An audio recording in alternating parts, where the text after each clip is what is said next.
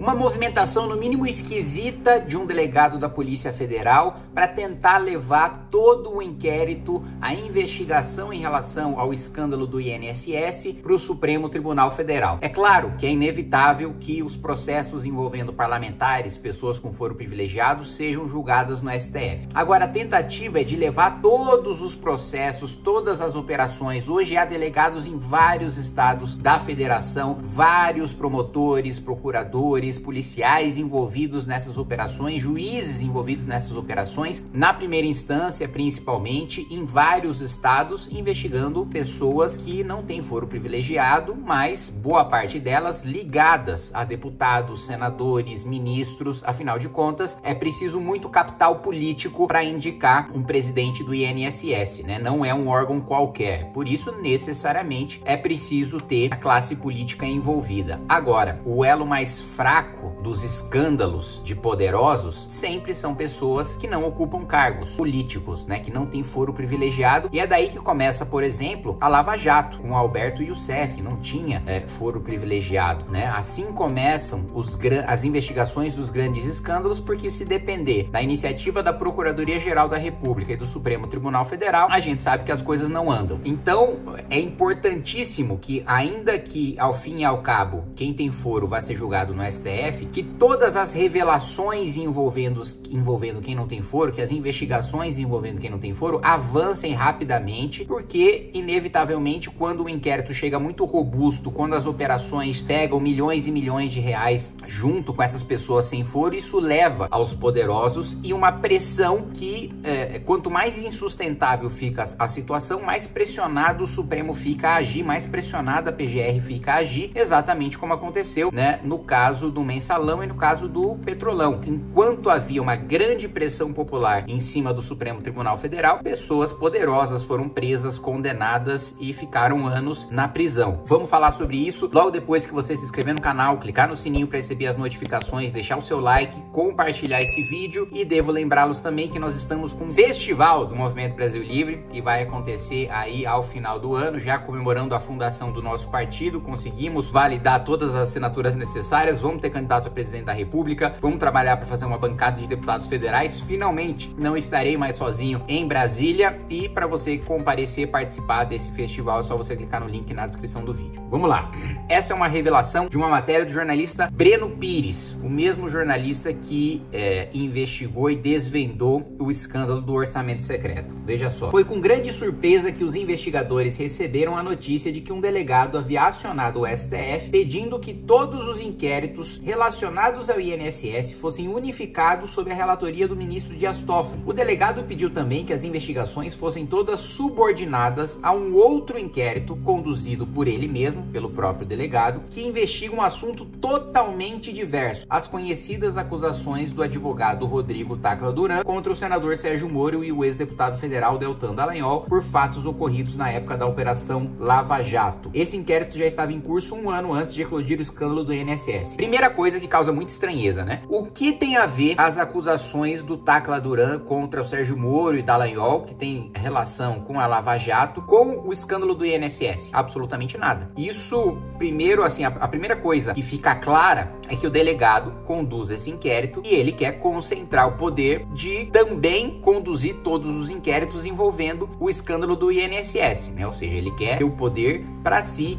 de conduzir todo esse processo sob a relatoria, sob a tutela do ministro Dias Toffoli. O pedido causou surpresa não apenas por essas incongruências, mas também porque o delegado, que se chama Rafael Dantas, sequer participa das investigações sobre o INSS. Ouvidos pela Piauí sobre a condição de anonimato, 2 delegados que atuam no caso disseram que não foram consultados por Dantas, ficaram sabendo do pedido por meio da imprensa. No ofício enviado a Toffoli, Dantas estabelece um raciocínio tortuoso para conectar as investigações do INSS ao inquérito do Tacla Duran. Coincidentemente, foi Toffoli quem escolheu Dantas para conduzir esse inquérito anterior, ou seja, é um delegado de confiança do ministro Dias Toffoli que foi escolhido pelo Toffoli para conduzir um inquérito que tem o potencial de prejudicar Sérgio Moro e Deltan Dallagnol. O delegado sugere que na época em que era ministro da Justiça, Sérgio Moro ajudou a criar a estrutura normativa que mais tarde permitiria a expansão das fraudes do INSS. Isso aconteceu, segundo ele, por meio da medida provisória 870 90 de 2019, publicada no primeiro dia do governo Bolsonaro. A MP deu ao Ministério da Justiça o poder de regular sindicatos e associações patronais e de trabalhadores, entidades que tempos depois desviaram bilhões de reais de aposentados e pensionistas. A medida, no entanto, foi assinada por Onyx Lorenzoni, coordenador da equipe de transição depois que assumiu a Casa Civil. O delegado não explica se teve acesso a informações, dando conta de que a MP, embora assinada por Lorenzoni, tenha sido arquitetada por Moro. Também não menciona que tão logo a medida tramitou no Congresso, o Ministério da Justiça perdeu o poder de regular sindicatos e associações patronais, funções que foram transferidas para o Ministério da Economia. Moro ficou com essa atribuição por pouco mais de 6 meses. Ou seja, primeiro ponto,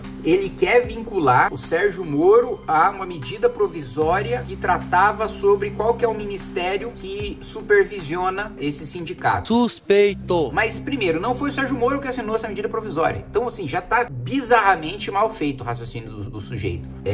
Não tem nenhuma prova, né, de que isso tem a ver com o Sérgio Moro quando ele era ministro da Justiça, né? Quem assinou foi o Onyx Lorenzoni. Pouco tempo depois, essa atribuição vai para o Ministério da Economia, de Paulo Guedes. Então, onde é que o Sérgio Moro entra nessa história? Parece muito esquisito isso, né? O delegado que tá envolvido no inquérito, que aliás já devia ter até acabado, no processo já devia até ter acabado, porque assim, todas as falas do Tacla Duran já foram absolutamente desmoralizadas, não tem absolutamente prova nenhuma em relação a isso, uma tentativa de descredibilizar a Lava Jato. Aí esse delegado quer vincular o Sérgio Moro por causa da medida provisória sobre atribuições de ministério em relações a sindicatos, sendo que não foi o Sérgio Moro que assinou a medida provisória e depois isso saiu do guarda-chuva do ministério dele.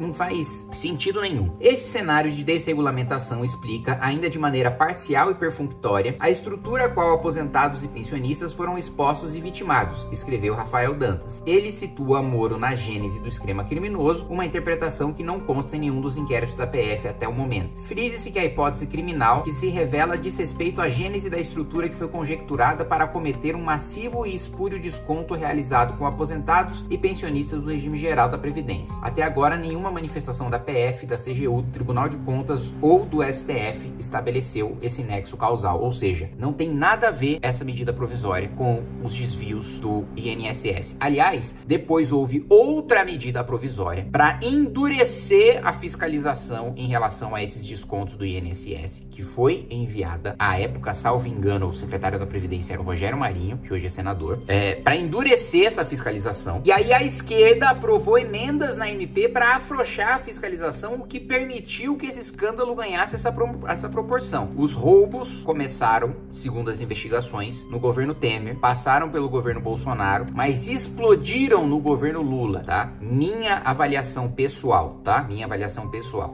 Muito provavelmente, nem Temer, nem o Bolsonaro tinham conhecimento disso. E por que eu digo isso pra vocês? Vocês sabem que eu não tenho nenhum interesse em fazer a defesa nem do Temer nem do Bolsonaro. Mas são sindicatos ligados à esquerda, que financiam movimentos de esquerda, que fazem campanha para deputados de esquerda. Não é do interesse nem do Temer, que foi chamado de golpista um mandato inteiro pela esquerda, nem do Bolsonaro financiar esses sindicatos. Então, na minha avaliação, em relação ao governo Temer e Bolsonaro, foi negligência, foi falta de competência para fiscalizar e punir. No governo Lula, foi intencional mesmo. Foi a intenção de turbinar esses sindicatos com dinheiro roubado dos aposentados. Minha opinião, tá? Vamos lá. O delegado também cita um depoimento prestado por Tacla Duran, que advogou pela Odebrecht na época da Lava Jato e se tornou um desafeto de Moro, de quem diz ter sofrido extorsão. Segundo Dantas, Tacla Duran relatou que 2 aliados de Moro buscaram um sindicato dos hotéis de São Paulo em novembro de 2018 para negociar apoio e vender serviços de advocacia do então juiz. Esses 2 aliados, de acordo com o delegado, são o Fábio Bento Aguaio, atual assessor de gabinete de Moro, e Carlos Zucoloto Júnior, ex-sócio do escritório de advocacia de Rosângela Moro, deputada federal casada com o senador. Em troca do apoio, segundo Tacla Duran, Aguaio e Zucoloto ofereceram facilidades para liberar as contribuições associativas que proliferaram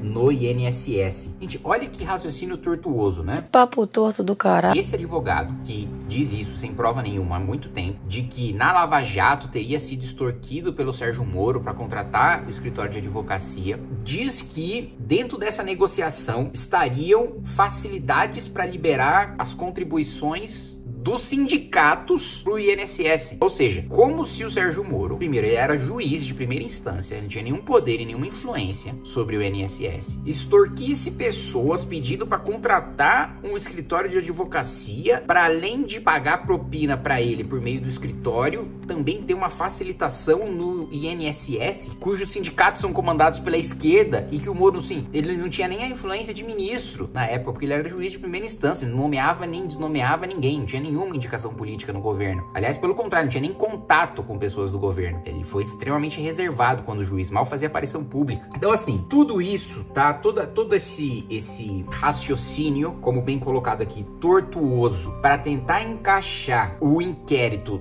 todos os inquéritos envolvendo o INSS, no delegado que na realidade está investigando uma questão de Sérgio Moro e Dallagnol que não tem nada a ver com o escândalo do INSS, que está sob relatoria de Dias Toffoli, o inquérito do Tacla Duran, e cujo delegado foi escolhido pelo próprio Dias Toffoli. Tá muito esquisita essa história. Me parece que as investigações avançam muito. Muita gente grande tá sendo relacionada ali. Aí pega dinheiro com o assessor, quebra o sigilo do amigo, né?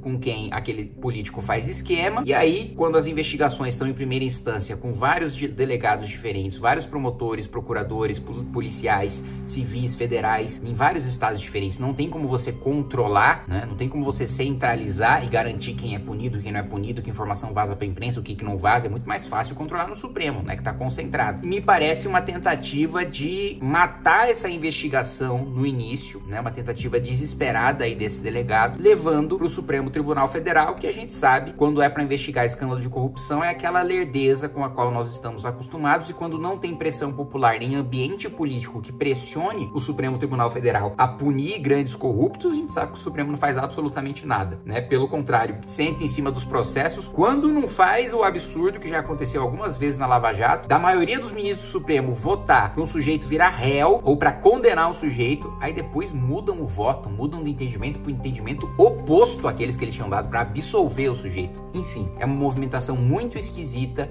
e que a gente precisa ficar de olho para esse escândalo do INSS não afundar, não ser abafado.